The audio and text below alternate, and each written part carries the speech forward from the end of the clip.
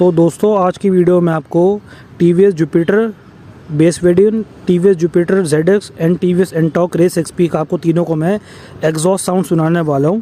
अब आप देखिए कि तीनों के एग्जॉस्ट साउंड में आपको क्या डिफरेंस देखने को मिलेगा। सबसे पहले टीवीएस जुपिटर बेस मॉडल।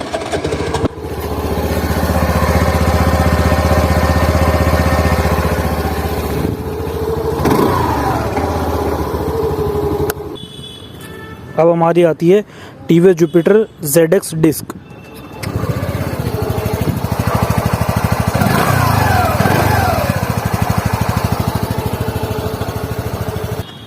अब बारी है टीवीएस एंटॉर्क रेस XP की।